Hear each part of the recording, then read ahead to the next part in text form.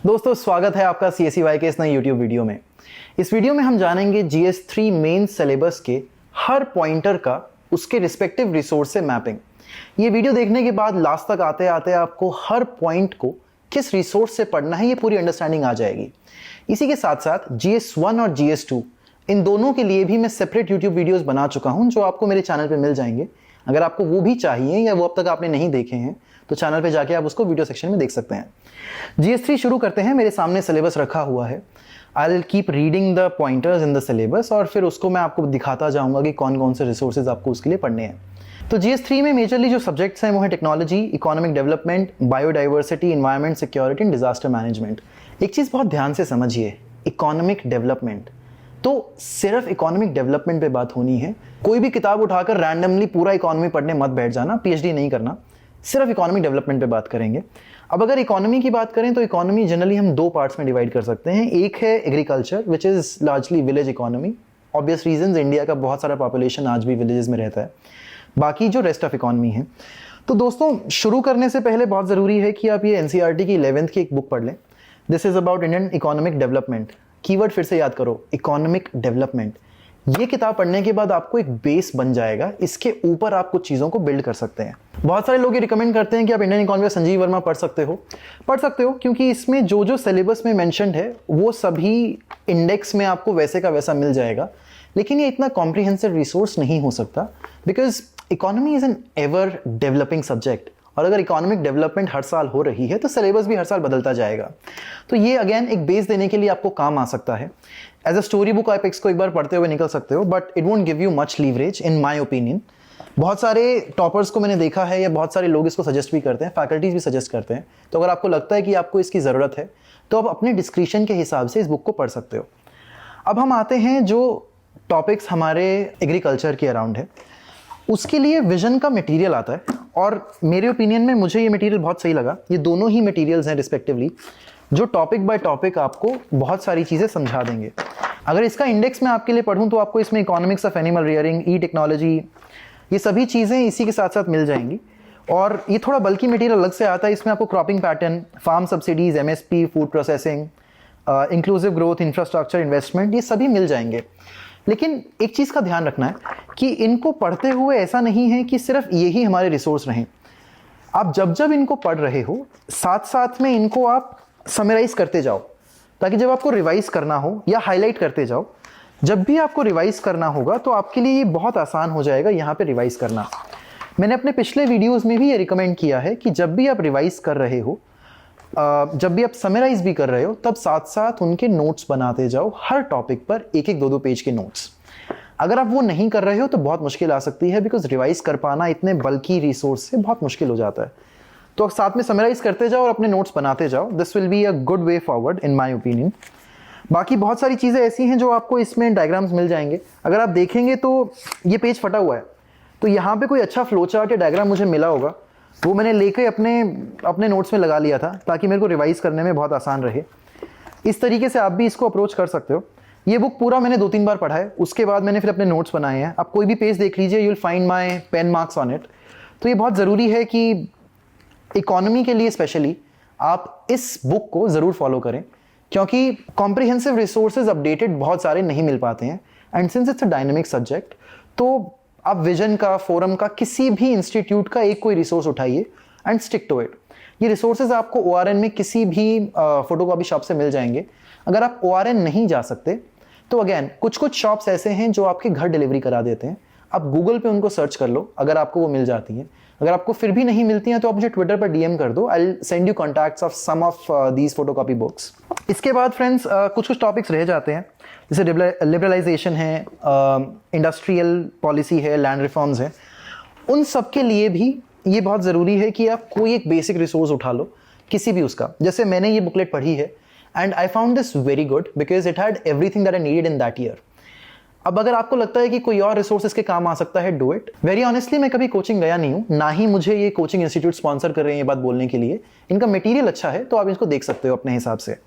अब अगर मैं सिलेबस को करके पॉइंट्स पढ़ता जाऊँ तो government budgeting, inclusive growth and issues arising from it, ये दोनों ही मैंने GS2 पे भी कहा था कि इनसाइट्स IAS की वेबसाइट ने बहुत अच्छे से GS के सभी टॉपिक्स को लिस्ट किया हुआ है। तो आपको वहाँ पर बेसिक नोट्स जो चाहिए वो मिल जाएंगे। आप उनका प्रिंट ले सकते हो, उनको नोट कर सकते हो, जैसा भी आपको ठीक लगे। Infrastructure, investment models, effect of liberalisation, इनके भी रिसोर्सेज मार्केट में आपको विजन के फोरम के आसानी से मिल जाएंगे। और भी बहुत सारे इंस्टीट्यूट्स के मिल जाएंगे, बट अगेन प्रैक्टिस या डिस्क्रिशन, एक ही रिसोर्स लेना एंड स्टिक टू इट, और अपडेटेड मटेरियल लेना। ऐसा ना हो कि आप 2023 में 2021-22 का मटेरियल ले रहे हो। अब तो हम वैसे भी 2024 की तरफ जा रहे हैं, तो कोशिश करना लेटेस्ट मटेरियल आपके पास हो, जिसमें सभी गवर्नमेंट स्कीम्स भी उसमें इंक्लूडेड हो। इसके बाद हम आते हैं science and technology, development and application, affect everyday life and achievements of Indians. इसके लिए अलग से रिसोर्स की जरूरत नहीं है। अगर आप डेली न्यूज़पेपर पढ़ रहे हो तो आपको उससे हेल्प मिलेगी। अगर आप कई बार न्यूज़पेपर मिस भी कर देते हो, तो मैं अपने टेलीग्राम चैनल पर हर रोज़ हिंदू और एक्सप्रेस दोनों न्यूज़पेपर के पॉइंटर्स और वहाँ से कुछ कुछ नोट्स उठा के डालता हूँ, जो आपके लिए बहुत ही रेलेवेंट हो गया। आप वहाँ जाके भी रिवाइज कर सकते हो। सेकेंडली, मेंस 365 ऐसा रिसोर्स है जिसको आप लास्ट में जाके अगर एक बार रिवाइज करना चाहो प्रीलिम्स के बाद और मेंस से पहले, तो वहाँ से भी आपका काम चल जाएगा। Indigenisation of technology and developing new technology. पिछले कुछ सालों में बहुत ज़्यादा टेक्निकल रिसर्च इंडिया में हो रही है, चाहे वो स्पेस में हो, कंप्यूटर्स में हो। क्वांटम कंप्यूटिंग का मिशन पूरा गवर्नमेंट बजटिंग में आ चुका है। मार्स पे, मून पे लैंडिंग हम लोग कर रहे हैं, शुक्रयान जा रहा है, गगनयान जा रहा है, आदित्य L1 ऑलरेडी जा चुका है। तो इन सब के लिए आप करंट अफेयर्स पे रिलाई कर सकते हो। इसके बाद हम आते हैं जो हमारे टॉपिक्स हैं इन्वायरमेंट के अराउंड। अब इन्वायरमेंट के लिए एक गो टू रिसोर्स है, that is this Shankar IAS book. इस बुक में आपको जो भी बेसिक्स चाहिए वो सभी शंकर IAS की इन्वायरमेंट बुक में आपको मिल जाएंगे। इसका कोई भी वर्जन, कोई भी आप जो भी लेटेस्ट आपको मिल जाए वो आप ले सकते हो। अगर आप मेरी बुक देखोगे तो कुछ कुछ पॉइंटर्स मैंने साथ में ही नोट करता रहता हूँ, जो जो मुझे चाहिए। कहीं कहीं पे ये पॉइंटर्स मैंने बना रखे हैं कॉन्फ्रेंसेस के अराउंड। ये हैंड रिटन नोट्स हैं जो आपको मेरे टेलीग्राम चैनल पर भी मिल जाएंगे। इससे ज़्यादा बाहर आपको बहुत ज़्यादा जाने की ज़रूरत नहीं पड़ेगी, एटलीस्ट फॉर द बेसिक्स। एक बार आप शंकर IAS की बुक अगर पढ़ लेंगे इन्वायरमेंट की, तो अखबार में इन्वायरमेंट के अराउंड जो भी आ रहा है आपको उसको पढ़ना और आसान हो जाएगा। आपको पता चलेगा COP क्या है, आपको पता चलेगा IUCN लिस्ट क्या है, आपको पता चलेगा कोई भी कॉन्फ्रेंस कब हुई, कैसे हुई, क्यों हुई, उसके लिए आपका क्या रेलेवेंस है, वो सब आप समझते जाएंगे। इसके बाद जब आते हैं हम अवेयरनेस वगैरह पे, awareness in the fields of IT, space, computer, robotics, nano technology, biotechnology and issues relating to IPR in particular, इसके बहुत अच्छे editorials different lawyers Indian Express और हिंदू दोनों में ही लिखते हैं। आप जो भी अखबार पढ़ते हो उसमें IPR को थोड़ा ध्यान से पढ़ना, बहुत ज़्यादा फोकस देने की जरूरत नहीं है। Do not lose your sleep over it, because कभी कभी एक सवाल आता है, कभी कभी शायद नहीं भी आता है, बट एक अवेयरनेस बेसिक होनी चाहिए। इन्वायरमेंट के लिए इन पर्टिकुलर मैं ये ज़रूर कहूँगा कि मैं आज भी द हिंदू अखबार पढ़ता हूँ सिर्फ इन्वायरमेंट के लिए। I do not focus a lot on what is happening, because वो एक्सप्रेस से कवर हो जाता है, एंड सिंस डेली मैसेज बनाता हूँ तो उसमें भी वो कवर करना पड़ता है मुझे। लेकिन हिंदू पढ़ने का मोटिव ही ये है कि उसका इन्वायरमेंट सेक्शन बहुत अच्छा होता है। जो बर्ड्स, स्पीशीज़ एंड न्यूज़ हैं, फ्लोरा फौना, उसको आप बहुत गहनता से पढ़िए। उसमें ये देखिए कि लोकेशन कहाँ है। फॉर एन एग्जाम्पल, अगर चीतास की बात हो रही है, एलिफेंट्स की बात हो रही है, तो फिगर आउट करो लोकेशन कहाँ है, किस स्टेट में है, उस स्टेट में डेंसिटी का ऑर्डर क्या क्या है। मान लीजिए एलिफेंट से सबसे ज़्यादा कहाँ है, सबसे कम कहाँ है, state wise, national park wise, इन सबको देखो। फिर चैलेंजेस क्या क्या आ रहे हैं, जैसे ग्रेट इंडियन बस्टर्ड राजस्थान में है, कुछ थोड़ा बहुत गुजरात में है, कहीं कहीं कभी कभार MP में भी पहले कभी हुआ करता था, अब ज़्यादा नहीं है। तो इसके चैलेंजेस क्या हैं, हाई टेंशन वायर्स की वजह से दिक्कतें आ रही हैं, ब्लैक बग्स को क्या दिक्कत आती है, अगर हम नॉर्थ ईस्ट में जाएं तो रेड पांडाज वहाँ पे मिलते हैं, तो उनके क्या क्या इश्यूज हो सकते हैं।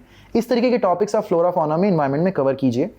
इससे आपको अपने GS1 में भी हेल्प मिलेगी। जो याद कीजिए मेरे GS1 वाला वीडियो जहाँ पे मैंने कहा था कि इन्वायरमेंट और डिजास्टर मैनेजमेंट पढ़ते हुए जो चेंजेस हैं फ्लोरा और फौना में, जियोग्राफी में, वो कवर हो जाते हैं बहुत आसानी से।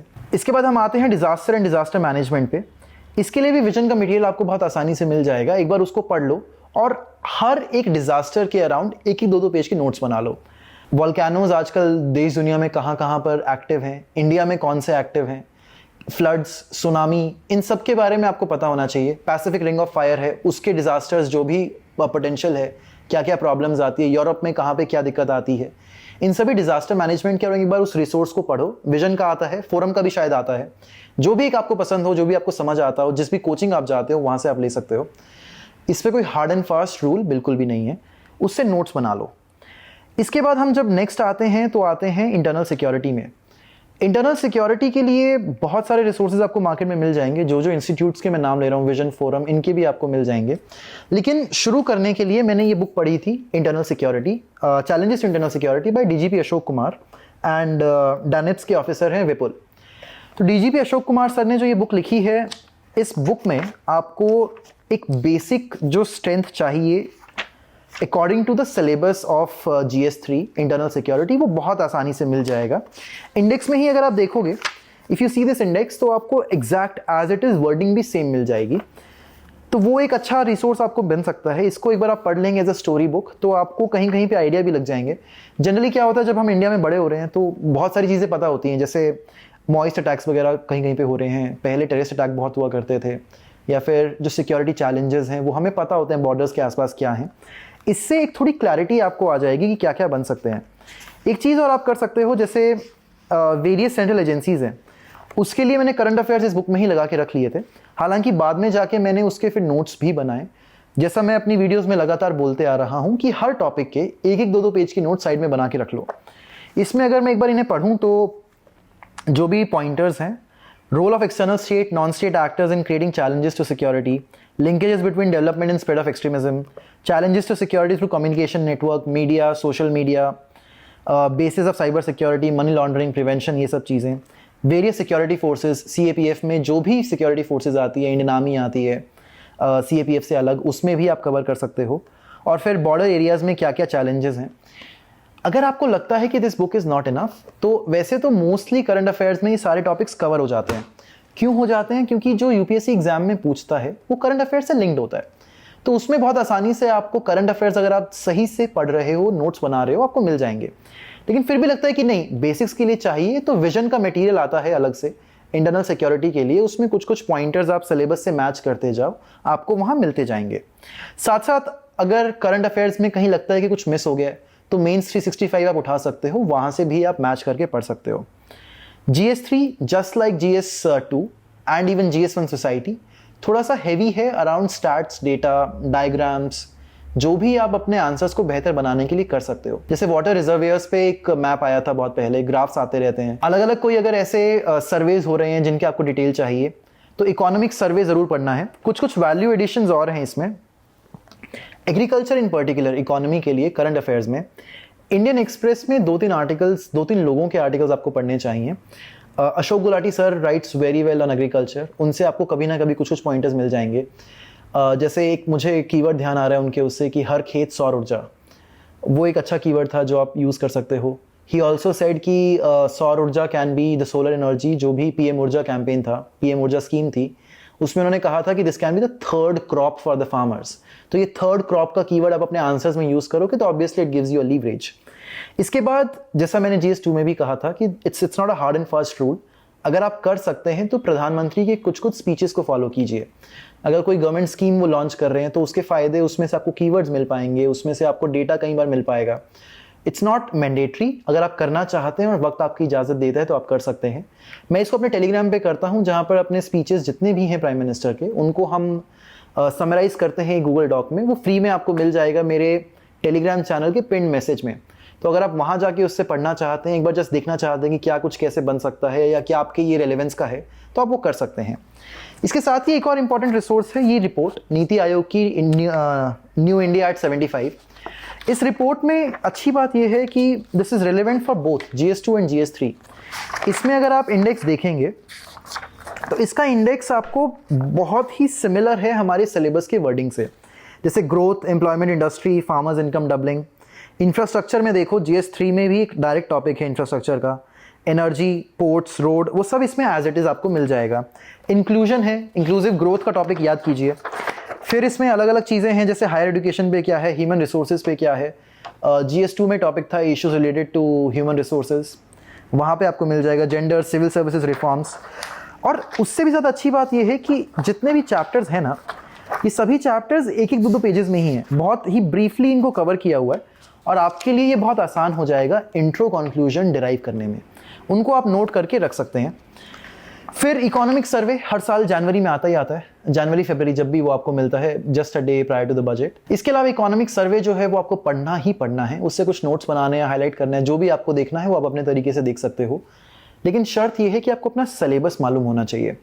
अगर आपको सिलेबस बाय हार्ट रिवाइज्ड नहीं है तो आप इकोनॉमिक सर्वे देख के ब्लैंक आउट हो जाओगे।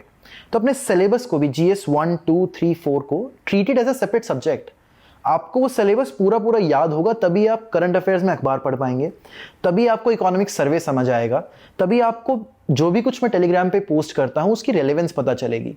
अनलेस वो आप नहीं कर पा रहे हो तो थोड़ी प्रॉब्लम आपको आ सकती है। तो इकोनॉमिक सर्वे 2 पार्ट्स में जनरली आता है, पिछले कुछ समय से एक ही पार्ट में आता है, बट अगर 2 पार्ट्स में आ रहा है तो आपको वॉल्यूम 1 पूरा पढ़ना है, उससे कुछ कुछ पॉइंटर्स निकालने हैं। वॉल्यूम 2 आप समरी पढ़ सकते हैं। मैं जनरली वॉल्यूम 1 पूरा पढ़ता हूँ, chapter by chapter. I skim through it once, मतलब ऐसा पूरा एकदम गहनता से तो नहीं, लेकिन जो जो मुझे चाहिए, क्योंकि मुझे सिलेबस याद है तो आई कैन मैनेज इट। जी वॉल्यूम 2 में भी सेम चीज़ है, जहाँ जहाँ पे स्टार्ट्स चाहिए, जो जो चीज़ें समरी में मिलनी होती हैं वो मिल जाती हैं आराम से। इसके अलावा friends, Google is your best friend. कुछ भी सर्च करना हो उसके पीछे यूपीएससी कीवर्ड आप सफिक्स करेंगे तो आपको रेलेवेंट लिंक्स पहले ही 4-5 लिंक्स में मिल जाएगा। इसके बाद भी अगर आपको कुछ डाउट्स आते हैं, कोई टॉपिक ऐसा है जिस पे लगता है कि नहीं ये वाली चीज़ समझ नहीं आई या दोबारा पूछनी है, you can ask me in the YouTube section comment, या फिर आप मुझे ईमेल कर सकते हो ycsc@gmail.com पे, या फिर ट्विटर पर @cscy आप मुझे डीएम कर सकते हो। इसके साथ ही अगर आपके कोई और प्रॉब्लम्स आ रहे हैं जिस पे आप चाहते हो कि मैं आपके लिए यूट्यूब वीडियो बनाऊं, कोई ऐसा टॉपिक जो आपको लगता है कि नहीं ये वाला मुझे आपसे सीखना है या ये वाले में और बेहतर अंडरस्टैंडिंग चाहिए, तो प्लीज़ आप वो भी यूट्यूब सेक्शन कमेंट्स में डाल के मुझे बता सकते हो। फॉर नाउ GS3 में यही है। GS1-2 के वीडियोस ऑलरेडी बन चुके हैं, GS4 का वीडियो भी बहुत जल्दी आने वाला है। अगर आपने अभी तक CSCY को सब्सक्राइब नहीं किया है तो कर लीजिए, और जो भी मटेरियल्स की मैं बात यहाँ पर इस वीडियो में करी है वो आपको CSCY के टेलीग्राम चैनल पर मिल जाएंगे। @CSCY टेलीग्राम को भी आप ज्वाइन कर लीजिए। Thank you.